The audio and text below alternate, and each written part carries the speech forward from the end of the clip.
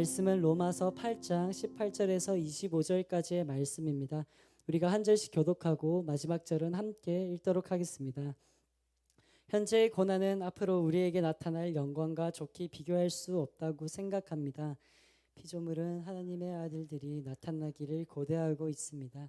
피조물이 허무한데 굴복하게 된 것은 자신의 뜻이 아니라 오직 굴복하게 하시는 분으로 인한 것입니다.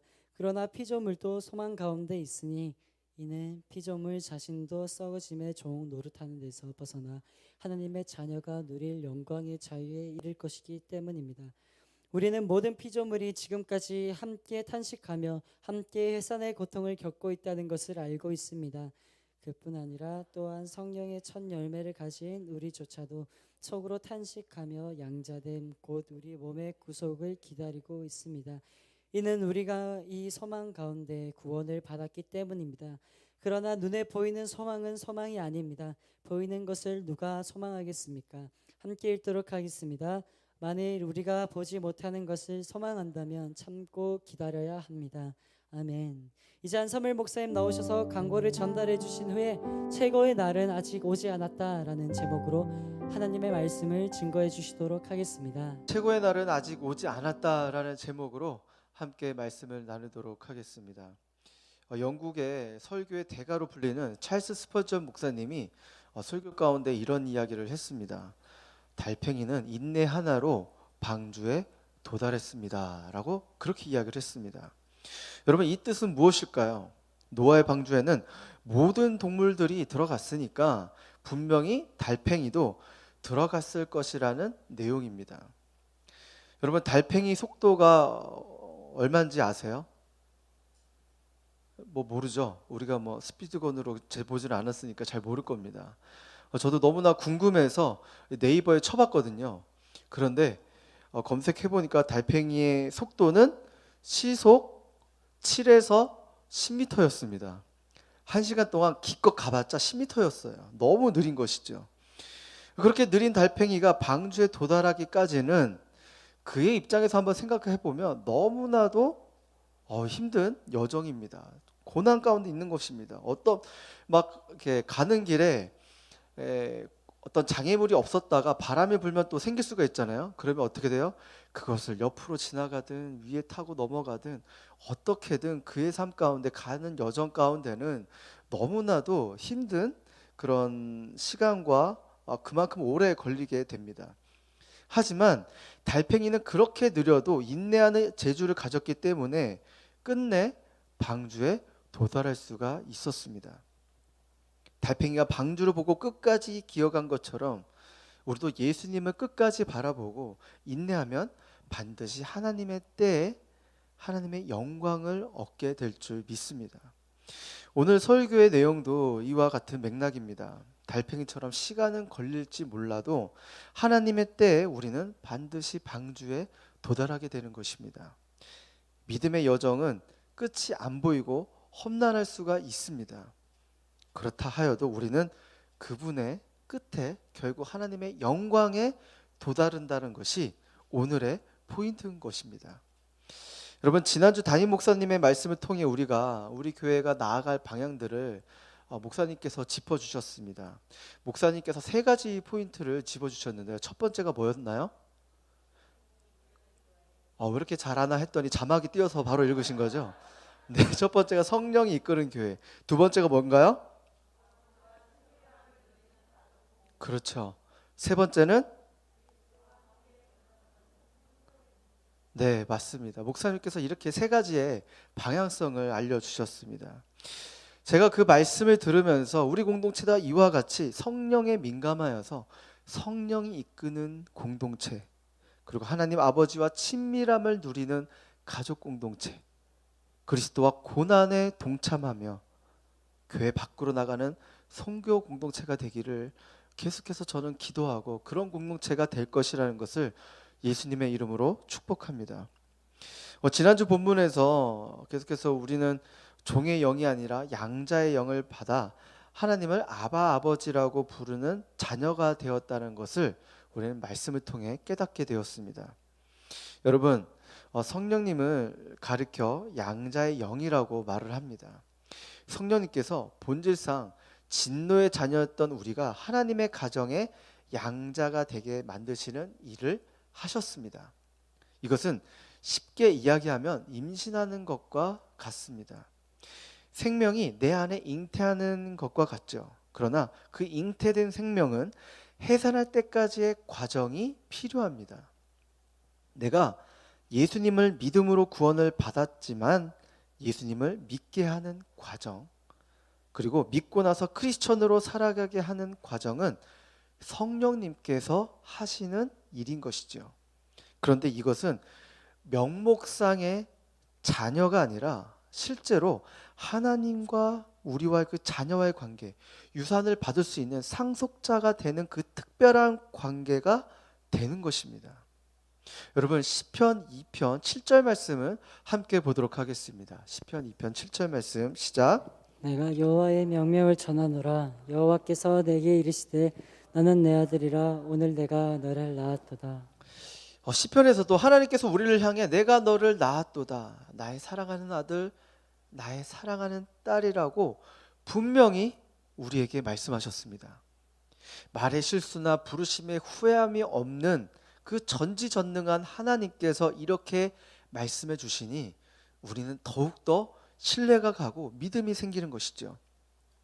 우리는 예수님을 믿고 나서 하나님의 자녀됨의 특권과 영광을 소유하게 됐습니다. 이 뜻은 성령님에 의해 우리는 하나님의 가족이 된 것인데, 여러분, 하나님과 우리와 가족이 되었다라는 것은 무슨 뜻일까요? 그게 어떤 것을 의미하는 것일까요? 이것은 영광도 함께 받는 거지만 고난도 함께 감당한다는 것을 의미하는 것입니다. 같이 사는데도 불구하고 축복과 영광만을 받는다면 그는 가족이 아닐 수가 있어요. 그러나 우리가 진짜 가족이라면 영광도 축복도 함께 받지만 고난도 함께 감당해야 하는 것입니다. 우리 오늘 본문 17절 말씀을 함께 읽어보도록 하겠습니다. 17절 말씀 시작. 우리가 자녀이면 또한 상속자입니다. 우리가 그리스도와 함께 영광을 받기 위해 그분과 더불어 고난을 받으며 우리는 하나님의 상속자요 그리스도와 함께 상속자가 됩니다. 네, 그래서 고난이란 영광의 증거라고 말할 수가 있는 것입니다. 고난이 없다면 우리는 하나님 나라의 자녀라고 하기엔 어렵습니다. 우리에게 주어진 상속자의 축복, 이것은 공짜로 주어지는 것이 아니라 상속자의 대가를 치러야 하는 것입니다. 상속자가 될 만큼의 훈련을 받아야 되는 것이죠. 우리가 하나님 나라의 상속자라고 한다면 하나님의 나라를 위하여 영광도 받지만 고난도 함께 겪게 되는 것입니다. 여러분, 남녀가 만나 결혼했는데 남자나 여자가 혼자만 영광을 받고 상대방과 영광을 나누지 않는다면 이것은 부부가 아닙니다. 혼자만 영광을 받고 아내에게 고난만 준다면 그것은 부부의 관계가 아니라 종과 주인의 관계인 것이죠. 하나님 나라에서도 마찬가지입니다. 영광도 같이 나누지만 고난도 같이 나누는 것이 그게 바로 하나님의 나라, 하나님의 가족인 것이죠. 우리 그 다음 구절 18절 말씀을 함께 읽어보도록 하겠습니다. 시작. 현재의 고난은 앞으로 우리에게 나타날 영광과 좋게 비교할 수 없다고 생각합니다. 네, 그렇게 현재 고난은 앞으로 우리에게 나타날 영광과 좋게 비교할 수 없다라고 말하고 있습니다. 이것은 고난의 무게보다 비교할 수 없는 그것 모두를 능가하고도 남을 영광의 무게가 우리에게 있다는 것이죠. 사도 바울은 이 무게, 이 영광을 다른 곳에서도 표현을 하고 있습니다. 고린도전서 4장 17절에 보시면 이와 같이 써져 있습니다. 함께 읽어볼까요? 시작. 우리가 잠시 당하는 가벼운 고난은 그것 모두를 능가하고도 남을 영원한 영광을 우리에게 이루어 줄 것입니다. 아멘. 모든 것을 능가하고도 남을 영광, 영원한 영광이 있다라고 그렇게 언급되는데, 여러분, 로마서에서는 그냥 영광이었지만 고린도전서에서는 영원한 영광이라고 우리에게 말하고 있습니다. 영원한 영광의 무게를 경험한 사람에게는 이 세상의 모든 고난은 잠시 당하는 가벼운 짐이 되어버리는 것이죠. 여러분, 고난 당할 때 그 고난이 얼마나 무거운지 집중하지 말고 고난을 통하여 다가올 영광이 얼마나 무거운지에 우리는 집중해야 하는 것입니다. 고난에 집중하게 되면 어떨까요? 벌써 몸에부터 반응이 일어납니다. 걱정과 불안과 염려, 긴장감도 있고요. 잠도 잘 안 오게 되고 밥도 잘 못 먹게 됩니다. 그렇죠? 그럼 어떻게 돼요? 예민하게 돼요. 그러면 상대방에도 짜증을 나게 되고요. 그러나 다가올 영광에 우리가 집중하게 되면 어떻습니까? 마음이 편안해지고 평강이 일어나고 또 하나님을 찬양하게 되고 세상이 또 아름다워지고 그저 하나님 앞에 나와 감사할 것밖에 없게 되는 것이죠. 여러분, 우리가 살아가면서 우리에게 항상 보이지 않는 저울이 있습니다. 자신이 현재 겪고 있는 고난을 한쪽에 올려놓고 다른 한쪽에는 앞으로 받게 될 그 영원한 영광을 한번 올려놔보세요. 그러면 어떻게 될까요? 저울이? 다가올 영광이 너무나도 크기 때문에 현재 받고 있는 고난의 무게는 가벼워서 올라가게 되는 것입니다. 우리는 이 세상에서 예수님을 믿기 때문에 고난을 겪게 됩니다. 여러분, 예수님을 믿었다고 우리가 마냥 뭔가 아무 일 없이 그냥 살아갈 수 있는 존재는 아닙니다. 예수님이 지신 그 십자가의 고난은 나중에 얻게 될 부활의 영광과 비교할 수가 없습니다. 이처럼 나중에 우리가 받을 영광도 비교할 수 없기 때문에, 그렇기 때문에 이것이 우리에게는 축복이 되는 것입니다. 우리 신앙생활하면서 조금 더 성숙한 사람은 이 고난, 이 고통을 보면서 이렇게 생각을 하기도 합니다. 왜 이 고난과 고통, 이 문제를 왜 나에게 주셨을까? 여러분, 이 고난과 고통, 이 문제를 나에게 주신 이유는 분명히 있습니다. 하나님은 이 고난을 통해서 우리를 다루고자 하시는 이유가 분명 있어요. 여러분, 이 고난, 이 문제에 주신 이유를 알게 되면 이것은 더 이상 고난과 고통이 문제가 아닙니다. 그런데 이것을, 이 고난 가운데 있는 사람들 중에 또 이렇게 또 기도하는 분들이 있어요. 하나님, 도대체 왜 나한테 이런 고난을 주시나요? 뜻을 알려주시기도 하고, 그리고 만약 이 고난이 해결된다면 제가 뭐든 순종하겠습니다. 그러니 깨닫게 해주세요 라고 기도하는 분들이 있어요. 이렇게 조건을 걸고 기도하는 분들이 있습니다. 여러분, 이렇게 기도한다는 것은 하나님의 뜻을 알기 원하는 것이 아니라 우리는 하나님의 뜻이 최대한 자신의 뜻과 같기를 원하는 마음에서 그렇게 기도하는 것입니다. 하나님의 뜻을 알아야 순종하겠다라는 기도는 믿음의 기도가 아닌 것이죠. 정말 우리가 하나님을 믿는다면 하나님의 뜻을 다 알지 못해도 순종할 것입니다. 계산기를 두드리고 난 후에 내린 순종과 믿음으로 따르는 순종은 근본적으로 다른 것입니다. 여러분, 아브라함은 어땠나요? 하나님께서 아브라함에게 내 고향, 내 친척, 내 아버지의 집을 떠나 내가 내게 보여주는 땅으로 가거라 라고 말씀하셨습니다.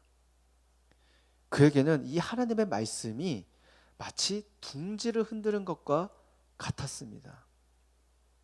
왜냐하면 고대 사회는 친족 중심의 사회였기 때문에 오늘날의 고향을 떠난다는 것과는 개념과 의미가 완전히 다른 것이죠. 그것은 자신의 안정과 공급이 보장된 모든 삶의 기반, 곧 생존의 근거까지도 내려놓는다는 의미를 포함하고 있는 것입니다. 가뜩이나 그가 거주했던 갈대아 우르는 메소포타미아 문명이 발생한 지역으로 자연 환경과 비옥한 땅으로 풍요롭고 안정된 지역이었기 때문에 그가 하나님의 말씀을 듣고 그 갈대아 우르를 떠난다는 것은 그에게 있어서는 너무나 두렵고 떨리고 고난이 닥쳐질 그 고난이 앞으로 닥쳐질 것과 마찬가지였던 것입니다. 여러분, 아브라함은 그 뜻을, 하나님의 그 말씀의 뜻을 이해하지 못했지만, 두려웠지만, 불안했지만, 그럼에도 불구하고 순종했습니다. 우리는 하나님의 뜻을 먼저 깨닫고 순종하려고 합니다. 하지만 하나님은 우리가 생각하는 순서와 다릅니다. 하나님을 믿고 따라갈 때 비로소 그의 두려움과 그 고난은 믿음의 조상이라는 영광으로 아브라함에게 주어졌습니다. 사랑하는 여러분, 고통은 결코 하나님이 주시는 은혜와 영광보다는 클 수가 없습니다. 고난과 고통이 크면 클수록 하나님의 영광은 더욱더 새로워지는 것입니다. 고난이 견딜 수 없이 무겁다면 반대로 하나님의 영광은 더욱더 무거운 것입니다. 여러분, 그 사실을 믿으십니까? 현재 고난이 무거우면 무거울수록 하나님께서 우리에게 주시는 그 영광은 더욱더 클 것이라는 것을, 이것을 기억하며 우리는 믿음의 길을 끝까지 걸어나가는 저와 여러분 되시길 주님의 이름으로 축복합니다. 여러분, 우리는 아브라함과 같은 믿음이 우리에게도 있기를 바랍니다. 현재 고통과 고난의 터널을 힘겹게 걸어가고 있는 분들이 계시다면 우리의 시선이 고난에 집중하는 것이 아니라 다가올 그 영광, 그 하나님의 영광, 오직 하나님께 시선을 두며 끝까지 인내하며 나아가는 저와 여러분 되시길 주님의 이름으로 축복합니다. 우리 23절에서 25절 말씀 함께 읽어보도록 하겠습니다. 시작. 그뿐 아니라 또한 성령의 첫 열매를 가진 우리조차도 속으로 탄식하며 양차됨 곧 우리 몸의 구속을 기다리고 있습니다. 이는 우리가 이 소망 가운데 구원을 받았기 때문입니다. 그러나 눈에 보이는 소망은 소망이 아닙니다. 보이는 것을 누가 소망하겠습니까? 만일 우리가 보지 못하는 것을 소망한다면 참고 기다려야 합니다. 성령님께서 우리를 하나님과 자녀의 관계로 세워주셨다면 우리의 신앙생활에선, 우리의 믿음 생활에선 과연 무엇이 달라졌을까요? 부모는 자녀를 낳기만 해서 부모 역할로 다 하는 것이 아닙니다. 아기를 낳는 것도 중요하지만 키우는 것도 중요합니다. 우리가 성령의 첫 열매를 맺은 자로서 성령님께서 말할 수 없는 탄식으로 우리를 위하여 기도하기 때문에 우리는 점점 성장하고 있는 것입니다. 열매로 비유하자면 아직 덜 익은 열매이지만 결국 그 끝은 먹을 수 있는 열매로 되어가는 것과 마찬가지로 성령님께서 우리를 위해 탄식하고 하나님께 기도함으로 통해서 우리의 아직 미성숙한 부분들, 아직 하나님의 형상에 완전하지 못한 그런 모습들이 점점 하나님 안에서 닮아가고 있는 것이죠. 여전히 우리 자신을 돌아보면 못났고 부족하고 더 실패한 인생, 남들과 비교했을 때 뭐 내세울 것 하나도 없는 나라고 생각할 수 있지만 성령님은 그런 우리를 위해 하나님 아버지께 계속해서 오늘도, 지금도, 앞으로도 우리를 위해 탄식하고 기도하시고 계신 것입니다. 우리가 이런 성령님의 탄식으로 하나님의 자녀가 된 이상 우리는 점점 하나님을 닮아가게 되는 것입니다. 성령님께서 탐색하시며 우리도 하나님처럼 온전함으로 변화되기까지 성령님은 끝까지 우리를 위해서 기도하고 계시는 것입니다. 여러분, C.S. 루이스가 순전한 기독교 책에서 이러한 것을 기록해 놨습니다. 그리스도께서 나아간 후 고난이 찾아온 이유는 하나님이 우리를 더 높은 수준으로 끌고 가시고자 하기 때문이다. 그 과정은 길며 부분적으로는 아주 고통스러운 것이겠지만 거기에 도달하는 것이야말로 우리가 존재하는 목적이다라고 그렇게 이야기하고 있습니다. 여러분, 이 글을 보시면서 여러분 어떤 생각이 드시나요? 여러분, 저는 고난을 다르게 해석하는 관점이 여기 있다라고 보고 있습니다. 하나님은 우리를 더 높은 수준으로 하나님의 형상을 닮아가는 과정으로 이끌고 계신다는 것이죠. 그래서 낙심하거나 실패하거나 좌절할 필요가 우리에게는 없습니다. 그때마다 우리를 일으켜 주시고 우리에게 힘을 주시는 것이 바로 하나님이실 것이죠. 그래서 우리의 최종 목적지는 무엇이냐? 하나님과 같은 온전함을 우리 안에서 회복시키는 것입니다. 여러분, 온전하다라는 그 사전적 정의가 무엇인지 아세요? 본바탕 그대로입니다. 우리가 하나님의 형상 그 본바탕대로 닮아가는 수준까지 우리는 도달해야 하는 것입니다. 우리는 그 형상을 닮아가는 과정 가운데 있는데, 다른 말로 표현하면 아직 우리에게 하나님의 영광의 날, 최고의 날은 아직 오지 않은 것이죠. 여러분, 어제 한강에서 세계 불꽃 축제가 있었는데 혹시 가보셨나요? 안 가보시고 뭐 하셨어요? 꼭 남자친구가 있어야 가나요? 여자친구가 있어야 가나요? 그냥 갈 수 있잖아요. 여러분, 정말 그 시간에 뭐 하셨어요? 정말 가보신 분이 아무도 없나요? 뭔가 뭐 예배를 드리거나 기도를 하거나 뭐 다른 데이트를 하셨군요. 네, 뭐 안 가실 수 있어요. 뭐. 네, 저도 안 갔어요. 제가 서울에 올라오고 나서, 시골에 살았다가 서울에 올라오고 나서 서울에 그런 문화들이 있는 게 너무 좋았어요. 그래서 제가 그런 세계 불꽃 축제를 이제 21살 때, 20살 때 한번 가본 적이 있었거든요. 그때 여의도 한강공원으로 이제 관람만 하러 간 적이 있었는데, 그때 느꼈던 건 서울에 모든 사람이 여기에 다 모였다라고 느낄 만큼 정말 발 디딜 틈도 없었습니다. 정말 사람들에 끼어서 그냥 제가 떠서 그냥 밀려서 가는 느낌이 너무 많이 들었어요. 아마 저보다 더 적은 분들은 파묻혀서 아마 보이지도 않을 거예요.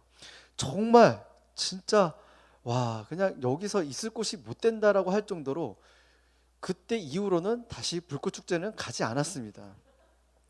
근데 아무튼 이 축제가 3년 만에 이제 재개하는 행사라 이전보다 엄청난 규모로 화약을 준비했다라고 기사에 접했습니다. 그래서인지 시작하기 한 12시간 전부터 약 100만여 명의 많은 인파가 그 축제를 보기 위해 여의도와 뭐 한강 뭐 여러 곳에 몰려왔습니다. 그래서 일본 팀과 이탈리아 팀 또 한국 팀이 이제 준비한 작품들을 이제 보기 위해 사람들이 몰렸다고 그렇게 기사를 접했습니다. 뭐 저는 뭐 당연히 갈 수가 없었겠죠. 그 시간대 가면 저는 설교 준비 아예 못합니다. 더 이상 아픈 기억이 있기 때문에, 안 좋은 기억이 있기 때문에 가지도 않습니다. 그러다 요즘 유튜브가 있어서 너무나도 그냥 라이브로 볼 수가 있었어요. 그래서 이제 휴대폰과 TV 연결해서 이제 크게 이제 라이브로 보게 되었습니다. 아내와 함께 보게 되는데 특히 불꽃이 음악과 함께 그 모든 불꽃 그 프로그램이 음악과 함께 스토리가 준비되었다라는 것을 되게 감탄하게 되었습니다. 각 팀마다 음악과 함께 뭔가 스토리가 짜여져 있던 것만 같았어요. 그래서 그의 연출과 또 화려한 그 조명에 진짜 1시간 내내 계속 감탄을 하게 되었습니다. 제가 설교를 준비하다가 멈추고 그 설교를 봐서 그런지 왠지 설교와 어떤 부분에서는 연결점이 있을 수 있겠다라는 생각이 들었어요. 그래서 이전에 불꽃 축제관에 CF에서 한번 나왔던 그 문구가 있었는데 그것이 갑자기 떠오르기 시작했습니다. 그래서 제가 예전에 그 문구가 너무 좋아서 메모를 한 적이 있었는데 그것을 다시 한번 꺼내보게 되었습니다. 한번 보실까요? 같이 한번 읽어보도록 하겠습니다. 시작. 불꽃은 정직합니다. 약속된 시간.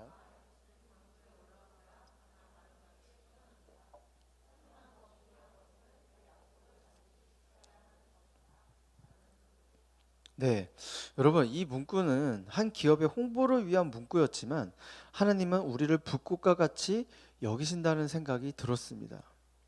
우리의 관점에는 우리의 삶이 화려하지 않을 수 있지만 초라하고 아직도 뭐 취준생이고 남들보다 뒤처지는 것 같고 뭔가 별 볼 일 없는 그냥 하찮은 사람이라고 생각할 수 있지만 하나님의 관점에서는 그 모두가 하나님의 빛나는 영광을 가진 불꽃과 같은 그런 빛나는 하나님의 사람들인 것이죠. 여러분, 불꽃은 어떠한가요? 제조자의 계획한 대로 움직이게 되는 것입니다. 약속된 시간이 있고 약속된 지점에 도달해야 하는 것이죠. 그래야만 바라보는 이들에게 가장 아름답게 피어납니다. 그런데 불꽃의 약속된 시간과 약속된 지점에는 오직 제조자만이 압니다. 그리고 불꽃은 자기를 터뜨려 빛을 발합니다. 그리고 불꽃은 한순간입니다. 그 한순간을 위해 많은 시간과 노력, 제조자가 그것을 많은 시간들을 쏟아 놓습니다. 그리고 그 화려한 불꽃들을 보면서 사람들은 제조자의 지혜와 기술을 감탄하게 되는 것이죠. 마찬가지로 하나님은 우리를 계획하신 분이기 때문에 하나님의 타이밍과 하나님의 장소, 또 하나님의 그 영광에 도달하기까지 우리를 인도하고 계십니다. 그리고 하나님의 그 찬란한 영광을 우리에게 주시기 위해 하나님은 오랜 시간을 준비하고 계시고, 그리고 이 현실을 통해 우리를 훈련시키고 계신다는 사실입니다.